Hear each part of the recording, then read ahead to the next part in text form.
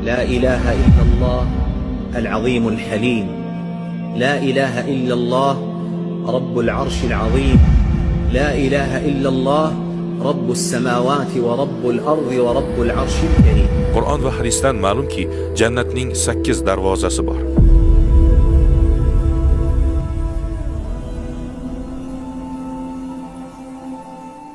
Odamlar amallariga qarab ulardan biridan chiqishadi. Ular namoz darvozasi, jihod darvozasi, sadaqa darvozasi, rayyon darvozasi, haj darvozasi, kechirimlilar darvozasi, imomlar darvozasi va zikr darvozasi bor. Mo'minlar o'zlarining martabalari va Alloh huzuridagi mavqelariga ko'ra jannatning 7 qavatidan birida bo'ladilar. Ular Al-Firdavs, Adn, Naim, Dorul Xuld, Al-Ma'va, Dorus Salom va Illiyun. Xo'sh, agar jannatning darajalari har xil bo'lsa, unda qanday qilib eng yuqoridagi kishi eng pastdagi kishi bilan birga bo'lishi mumkin? Badiuzzamon Said Nursi buni payg'ambarimiz alayhissalomning hadisi bilan go'zal tarzda bayon qilgan. Kishi jannatda o'z rafiqi bilan bo'ladi.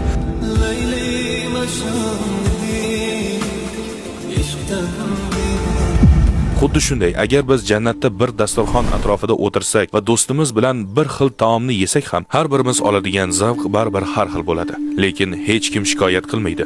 Hamma o'zida bor narsadan rozi bo'ladi. Hech kim yuqori martabada bo'lmaganidan xafa bo'lmaydi, chunki aytganimizdek, har qanday salbiy yoki xafa qiluvchi tuyg'u ularning qalbidan olib tashlanadi.